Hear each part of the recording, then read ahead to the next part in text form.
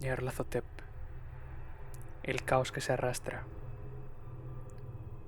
Yo soy el último. Contaré al oyente desocupado.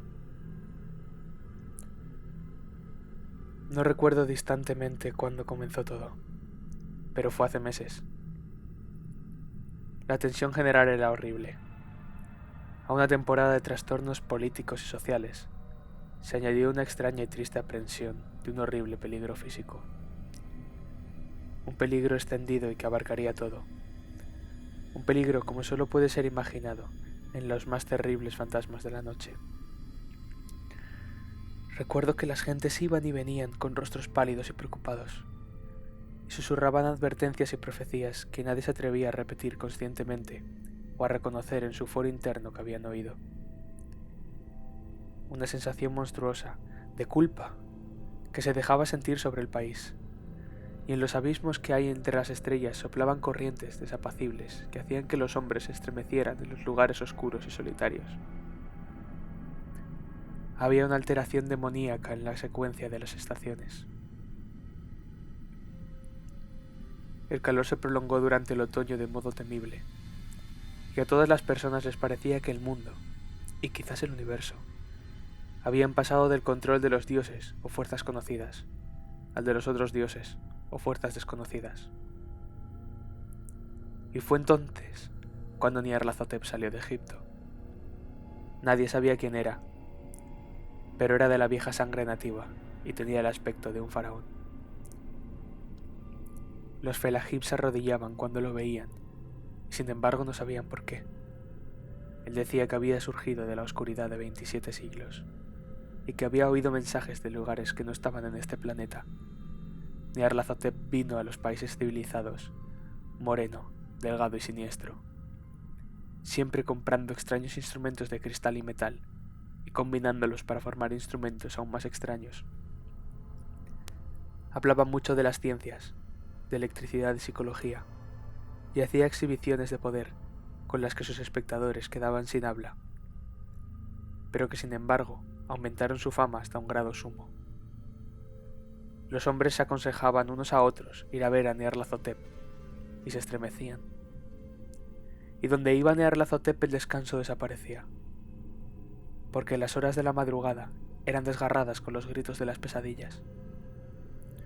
Nunca antes los gritos de las pesadillas habían sido un problema público semejante, y ahora los hombres sabios casi que deseaban prohibir el sueño en la madrugada, para que los alaridos de las ciudades inquietaran menos horriblemente a la pálida y lastimera luna, que brillaba con luz tenue y vacilante sobre aguas verdosas que se deslizaban bajo puentes y viejos campanarios que se derrumbaban contra un cielo enfermizo.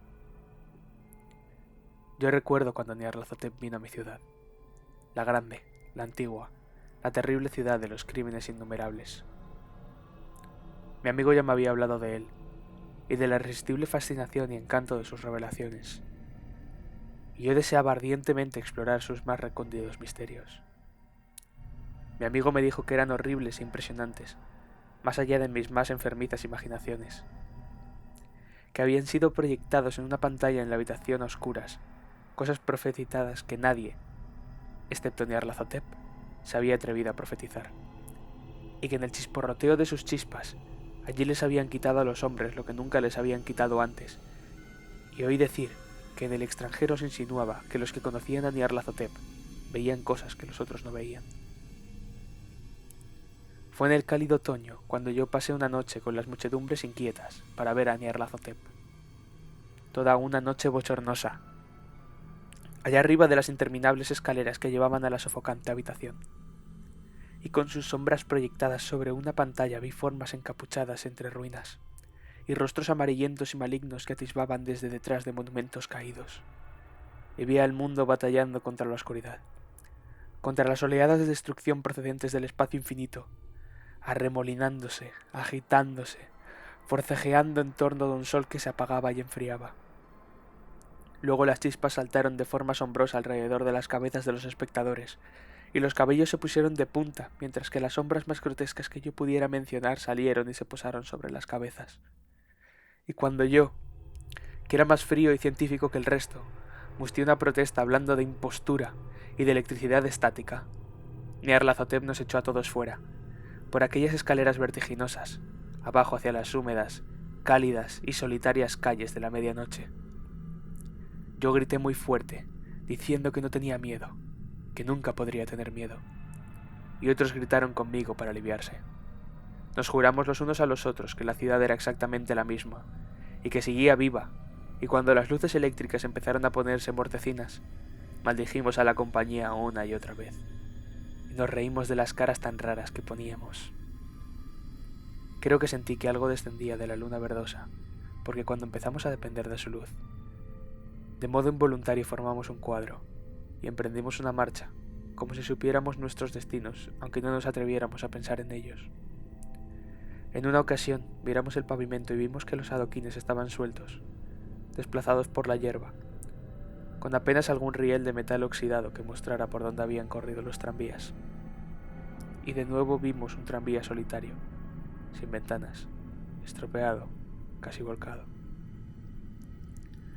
Cuando miramos en torno al horizonte, no pudimos ver la tercera torre que había junto al río, y observamos que la silueta de la segunda torre estaba destrozada en su parte superior. Luego nos dividimos en estrechas columnas, cada una de las cuales pareció dirigirse en diferente dirección. Una desapareció en una calleja solitaria hacia la izquierda, dejando solo el eco de un gemido ahogado. Otra bajó por una entrada del metro casi tapada por los hierbajos, aullando con una risotada de loco. Mi propia columna fue chupada hacia campo abierto, y entonces sentí un escalofrío que no era propio del cálido otoño, porque cuando llegamos con paso furtivo al oscuro páramo, vimos que nos rodeaba un infernal brillo lunar de nieves malignas. Nieves sin sendas, inexplicables, barridas a ambos lados en una sola dirección, donde había un torbellino de lo más negro a pesar de sus muros relucientes. La columna pareció muy fina, mientras camino pausada y penosamente, de modo somnoliento, hacia el torbellino. Yo me quedé atrás, y me pareció oír los ecos de un gemido inquietante conforme mis compañeros desaparecían. Pero yo tenía poco poder para quedarme rezagado, y como si me hubieran llamado por señas los que se habían ido antes, medio flote entre los titánicos copos de nieve arrastrándose por el viento, estremeciéndome asustado hacia el invisible vórtice de lo inimaginable. Sensible a mis gritos, delirando torpemente, solo los dioses que fueron podrían explicarlo. Una sombra enfermiza y sensitiva retorciéndose en manos que no eran manos, girando ciegamente y dejando atrás medias noches espectrales de creación podrida, cadáveres de mundos muertos con llagas que fueron ciudades, vientos sepulcrales que cepillaban las pálidas estrellas y las hacían parpadear muy bajas. Más allá de los mundos, vagos fantasmas de cosas monstruosas, columnas medio entrevistas de templos no santificados que descansan en rocas sin nombre bajo el espacio, y que alcanzan hasta los vertiginosos vacíos que hay por encima de las esferas de luz y oscuridad. Y a través de este repugnante cementerio del universo, un ahogado y enloquecedor batir de tambores, y el fino y monótono gemido de flautas blasfemas desde las inconcebibles y oscuras cámaras que hay más allá del tiempo. El detestable golpeteo y los silbidos aflautados allá donde danzan, lenta y torpemente, de modo absurdo, los gigantescos y tenebrosos otros dioses, las ciegas, mudas y estúpidas gárgolas, cuya alma es Nyarlathotep.